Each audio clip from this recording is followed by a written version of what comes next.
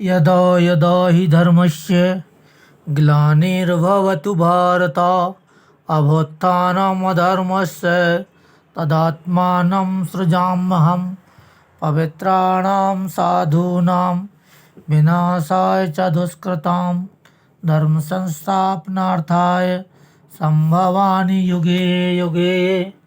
हे भारत, भगवान श्री कृष्ण जी ने द्वापर युग में बोला, हे अर्जुन, जब जब धर्म की हानि होगी, अधर्म की वृद्धि होगी, तब तक मैं साधु पुरुषों का उद्धार और दुष्टों का दमन करने के लिए हर एक युग में प्रकट होऊंगा।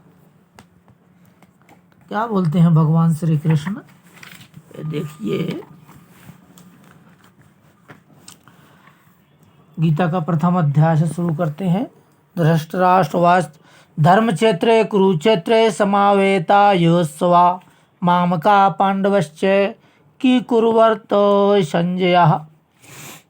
मतलब जो पांडव और कौरव युद्ध में कुरुक्षेत्र में इकट्ठे हो गए हैं, तो धृतराष्ट्र जी संजय से पूछते हैं, क्या पूछते हैं?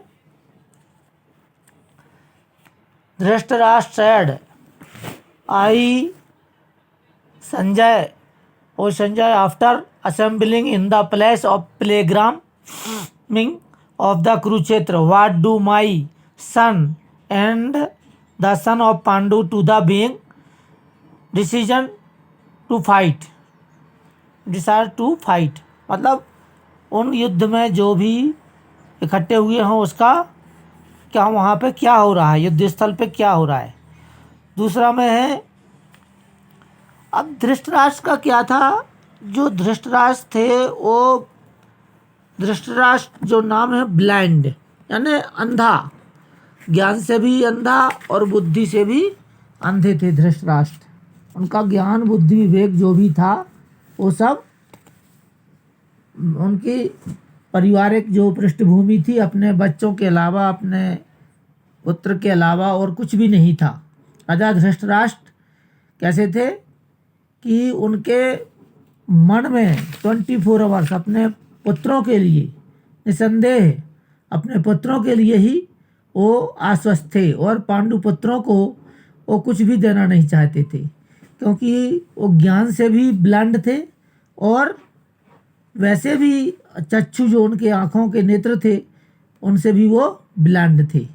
दोनों ही चीज़ें उनके अंदर बहुत ही। दृष्टवा तू पांडवानां व्यूढ़ दुर्योधन इष्दा आचार्य मुष्ट संगस्य राजा वचन ब्रवीत।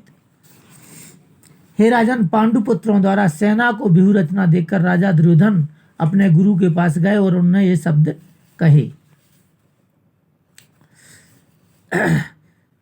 पाश्चातां पांडु पुत्राणामाश्य महती चमूम व्यूढ़ा द्रुपद पुत्रण शिष्ण धीमता।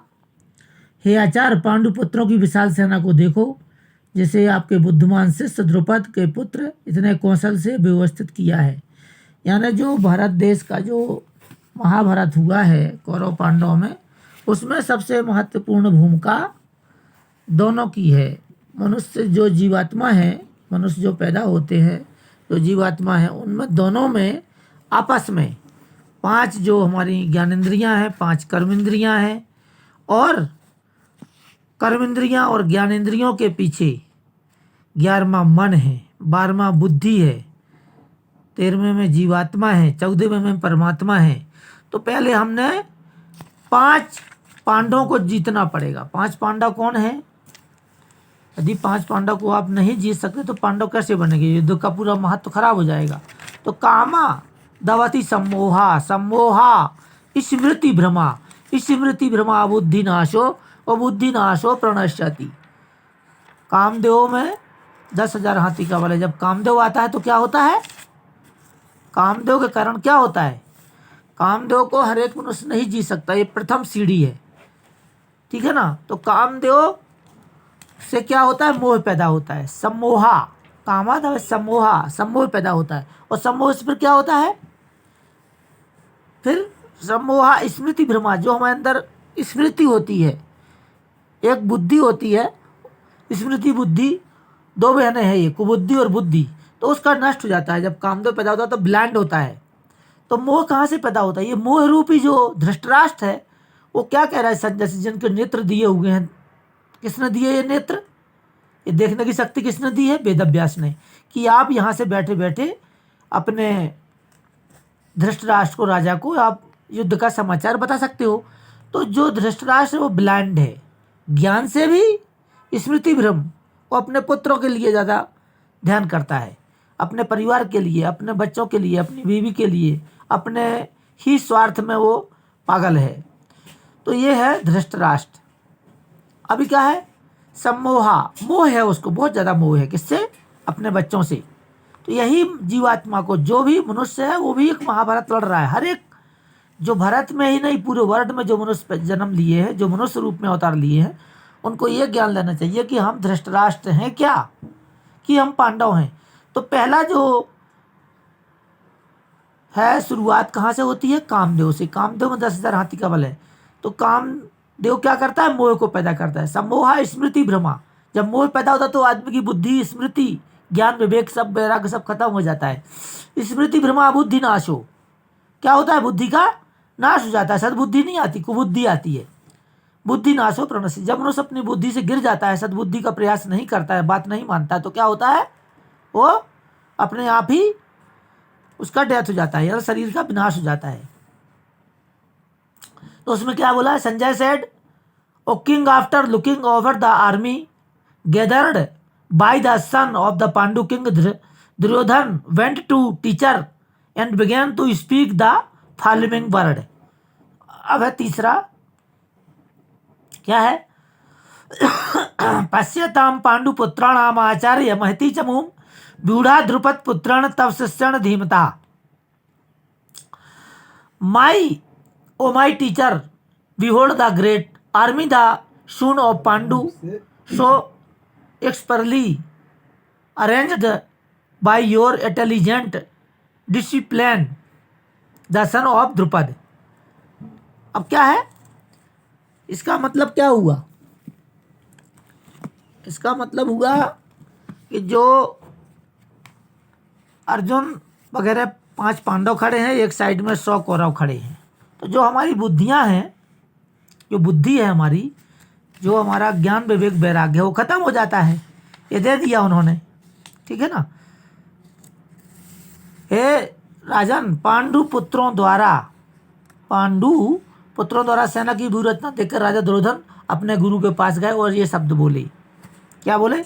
पांडु पुत्रों की विशाल सेना को देखो, जिसे आप बुद्धिमान शिष्य और द्रुपद के पुत्र इतने कौशल से व्यवस्थित किया है। पश्यताम पांडु पुत्राणाम महती चमू व्यूढ़ा द्रुपद पुत्रन तस्यण धीमता। यानी धृतराष्ट्र जन्म से तो अंधे थे ही, और दुर्भाग्यवश वे आध्यात्मिक दृष्टि से भी वंचित थे। तो आपने कभी भी देखा होगा, जितने भी राजा हैं भारत के या किसी भी देश के, राजा किसको बोला गया है? मंत्री, minister, IAS, IPS, CBI director, supreme court के जज, ये सब क्या है? अभी कलयुग में धृतराष्ट्र जन्म से अंधे। मतलब कौन युग में थे? ये द्वापर में। तो अभी हम किसको मान रहे हैं? अभी हम मान रहे हैं अपने भारत देश की व्यवस्था या किसी भी कंट्री की व्यवस्था, जो कलयुग चल रहा है उसमें धृतराष्ट्र जन्म से अंधे। ये द्वापर में थे, लेकिन अभी दुर्भाग्यवश भारत देश के या किसी भी देश के, किसी भी कंट्री के जो राजा हैं, जिसको शासन मिला है, वो आध्यात्मिक दृष्टि से वंचित हैं, यानी अंधे हैं। वो ये भी जानते हैं कि उनके समान उनके पुत्र भी धर्म के मामले में अंधे हैं। जितने भी मंत्री, मिनिस्टर हैं, IAS, IPS हैं, डॉक्टर, इंजीनियर, सुप्रीम कोर्ट के जज, जो भी ये लूटपाट में लगे हैं, ये अपने जिनको 5 पांडव से युद्ध जीतना है, काम, क्रोध, मोह, लोभ, अहंकार को जीतना है, 5 ज्ञानेंद्रियों को जीतना है, क्योंकि 10 इंद्रियां हैं, 5 ज्ञानेंद्रियां, 5 कर्मेंद्रियां, इनको जीतना है। तो 5 ज्ञानेंद्रियां कौन सी हैं? आंखों से देखना, ठीक है ना, ये कर्मेंद्रिय है। नाक से सूंघना, ये भी कर्मेंद्रिय है। कान से सुनना, ये भी कर्मेंद्रिय है।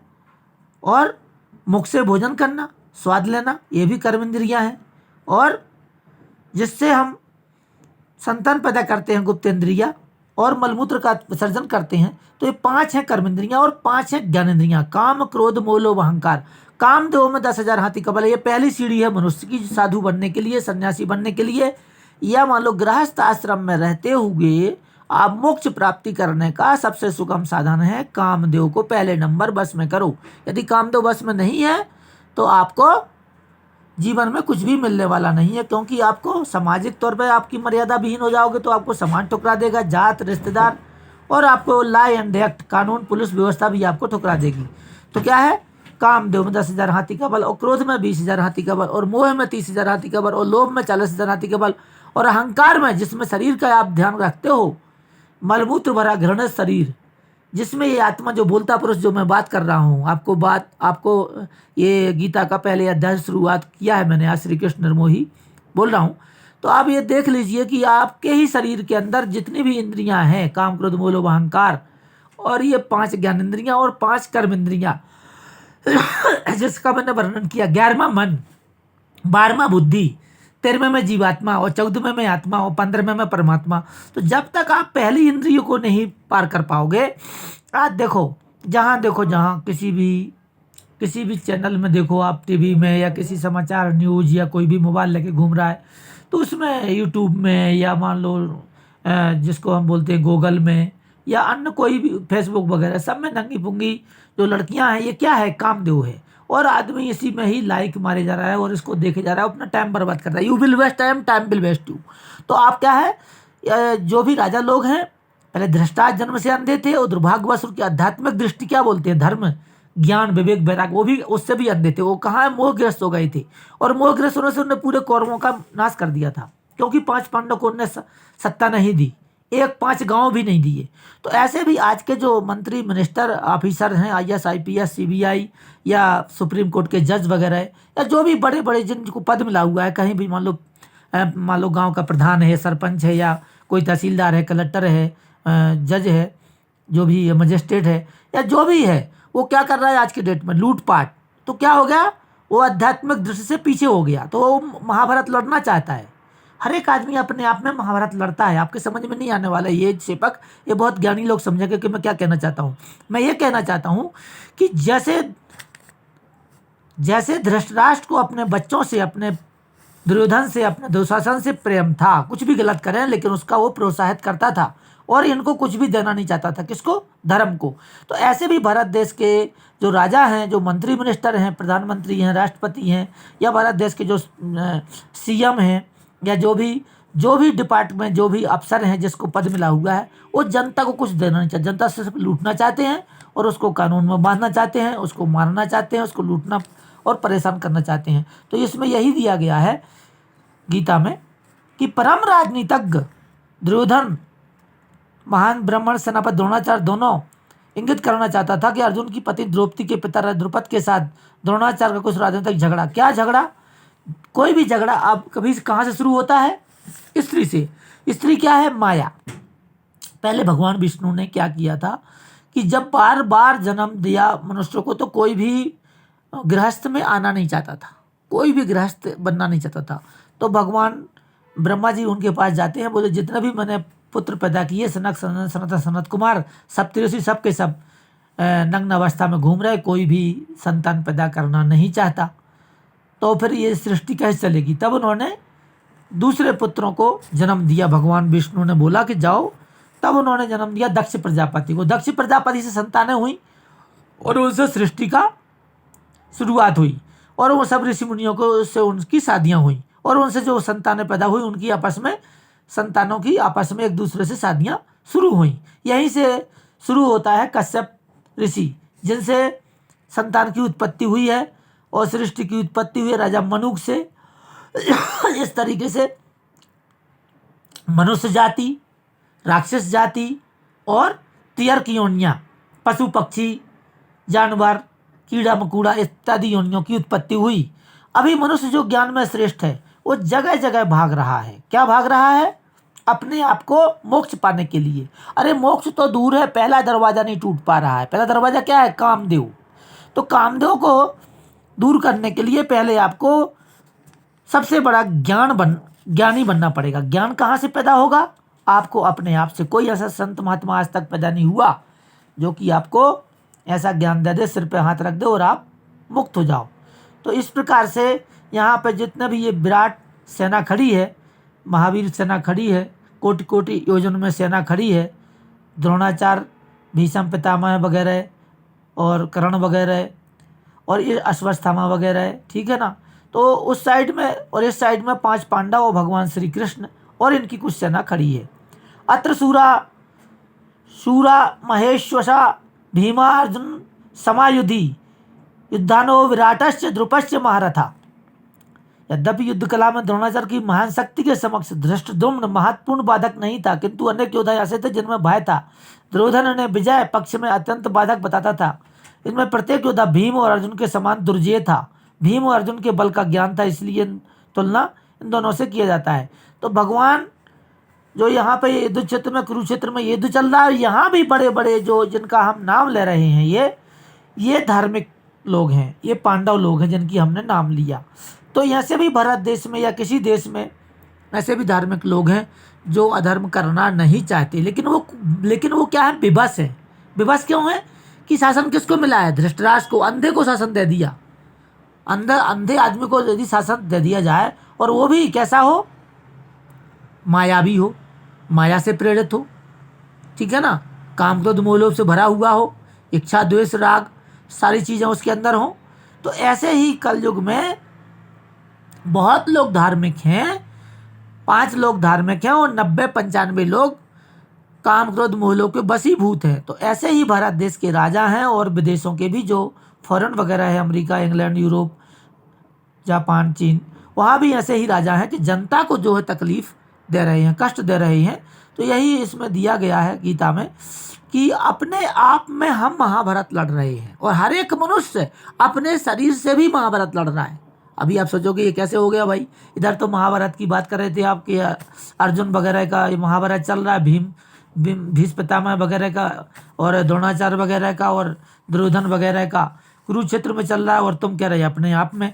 तो मनुष्य अपने आप में भी एक महाभारत लड़ता है, क्योंकि कुछ लोग धर्म के सहारे भी रोटी खाते हैं, कुछ लोग अधर्म के सहारे भी रोटी खाते हैं, कर्म करते हैं। तो कर्म ही तो महाभारत है। यदि हमारे 10 इंद्रियां, 11वां मन, 12वां बुद्धि, 13वां में जीवात्मा। अब जीवात्मा तक क्यों बोला गया?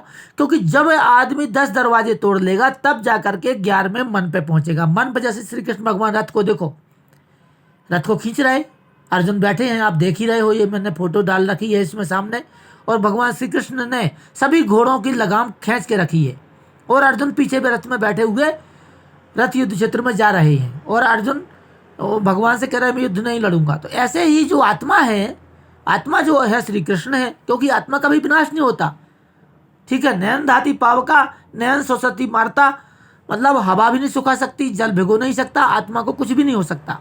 ये दूसरे अध्याय में आएगा। तो अभी पहला अध्याय क्या है, भगवान श्री कृष्ण रथ को लेके जा रहे हैं, तो उनने किसको खींचा है? उनने खींचा है अपने घोड़ों का लगाम खींची है। घोड़ा क्या है? मन। तो जब 10 इंद्रियां को जीतोगे, एक इंद्रिय ने बोला कि हमें जलेबी खाना है, तो पूरा शरीर ही चला जाता है। मन बोलेगा तो पूरा शरीर उठ करके दुकान पे जाएगा और जलेबी खाना शुरू कर देगा, यानी खरीदेगा पैसे से, या चोरी करेगा, डकैती करेगा।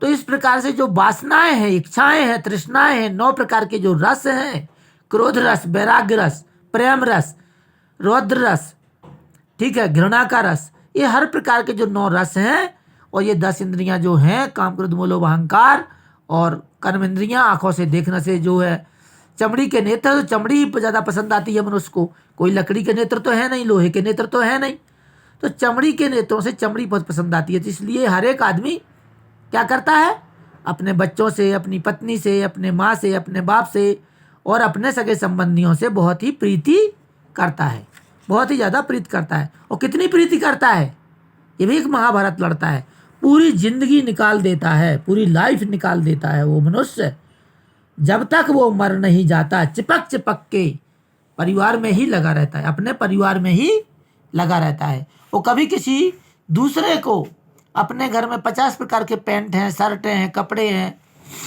प्लाट हैं, ज़मीन है, मकान है, गाड़ियां हैं, और 50 प्रकार की साड़ियां हैं, 50 प्रकार के कपड़े हैं, 50 प्रकार के भोजन हैं, सब को यूज करता है। किसके लिए? क्योंकि चमड़े के नेत्र तो अपने जो पहचान के हैं, अपने जो आंखों में जो दिखाई देता कि ये मेरे हैं, उसको देता है। और यदि कोई गरीब आदमी या कोई फटे वस्त्र वाली कोई महिला, लड़की, औरत है तो उसको नहीं देगा। अपनी बीवी को 10 प्रकार की साड़ियाँ। तो मैं यही कहना चाहता हूँ कि ये जो घोड़ा है इसकी लगाम को खींचो।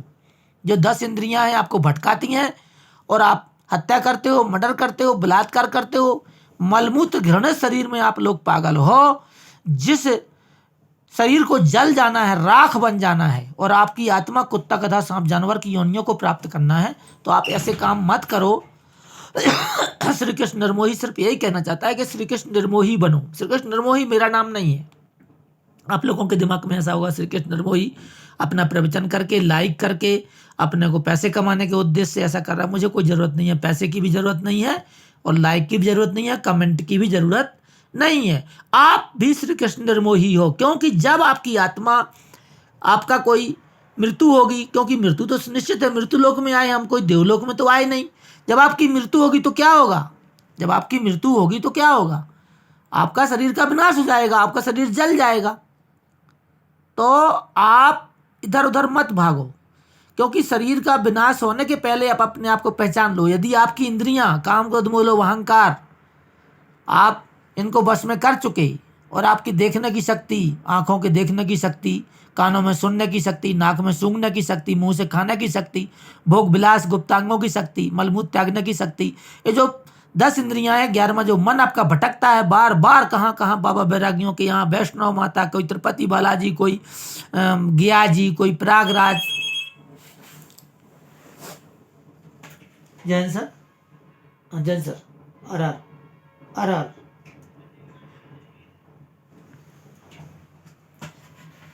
तो जो 10 इंद्रियां हैं ये भटका करके आपको नरक में डालती हैं, सूकर कुकर की योनियों में डालती हैं। तो आप एक ऋषियों, मुनि और ब्राह्मणों की और उच्च वीर योद्धाओं की, उनकी संतान हैं आप। तो आप अपने आप को ध्यान रखो, अब अपने आप का ध्यान रखो, आपकी इंद्रियों को आप बस में करो। जिस आत्मा के द्वारा अपने शरीर, इंद्रियों को विजय नहीं प्राप्त कर पाया मनुष्य, वो अपने आप का शत्रु है, और जिसने विजय प्राप्त कर ली मन, इंद्रियों, शरीर पर, वो अपने आप का मित्र है। तो आप भी श्री कृष्ण निर्मोही बन सकते हो। श्री कृष्ण भगवान ने देखो ये कितने घोड़ों को लगाम लगा रखी है, आगे नहीं भाग पा रहे।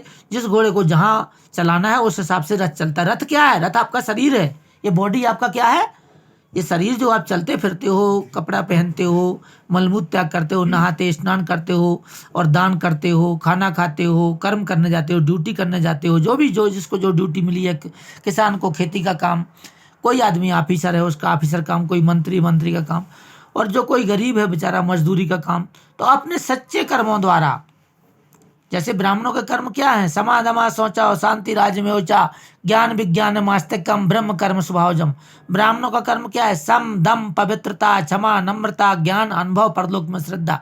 सम का मतलब क्या होता है? सब में समान भाव देखना। अभी तो ये गलत कर दिया इन लोगों ने, बोला यो चमार अलग है, ब्राह्मण अलग है, क्षत्रिय अलग है, ठाकुर अलग है, तेली अलग है, चूड़ा अलग है। इस प्रकार से जातियों का विभाजन करके उनको टच नहीं करते और उनसे सेवा लेते हैं। यदि बीमार हो जाए तो वो खून दे दो तो खून ले लेंगे, ब्लड दे दो पंडित जी को तो ब्लड तुरंत चढ़ा लेंगे, मंत्री जी को ब्लड दे दो तो तुरंत चढ़ा लेंगे, IAS IPS को ब्लड दे दो, ब्लड की कमी है तो ब्लड ले लेंगे, चमार का भी, चूड़े का भी, भंगी का भी, और जातियाँ बना करके खुद राज्य कर रहे हैं। तो इसको ख़त्म करो, ठीक है ना? जो ये शरीर का जो आपस में भेद है इसको ख़त्म करो और निर्गुण धारा के बनो और सगुण धारा के भी बनो। भगवान कृष्ण ने सबको गले लगाया। देख लो आप, राम ने सबरी के बेर खाए। सबरी कौन थी? आदिवासी भीलनी, केवट को गले लगाया और रावण के दूतों को भी क्षमा किया। जब वो आए थे ना भगवान राम का देखने के लिए तो दूतों को उनने क्षमा किया। समानता रखो सब जीवों में। अहम आत्मा गुणा कैसा सर्वभूता स 10वां अध्याय का है ये।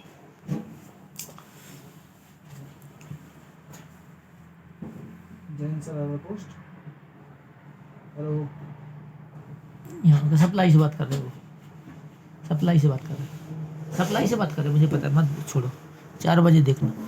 तो ये देखो आप, समादमा, सब में समानता, अहम आत्मा गुणा कैसा सर्वभूता सस्ता क्यों बोला गीता में? यदि ऐसा भगवान कृष्ण ने करना होता कि जातियों का विभाजन करके दूसरों को टच नहीं करना, छूना नहीं, घृणा करना, मारना, पीटना, उनको उनके ऊपर पेशाब करना, उनके ऊपर मलमूत्र त्याग करना, जैसे मध्य प्रदेश में हुआ है जो उनके दलितों के ऊपर, ये गलत है। ऐसा नहीं होना चाहिए, ये सब गलत है। इस तरीके का जो वर्जित किया हुआ है, ऐसे कर्म कभी नहीं होना चाहिए।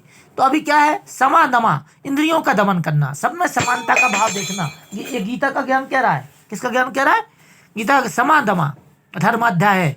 समानता, सब में समानता, सब में, कुत्ता में, गधा, सांप, जानवर, पशु पक्षी, सब में दमा, इंद्रियों का दमन, 10 इंद्रियों का दमन कर देना, उनको दबाना, अपनी इच्छा अनुसार चलाना।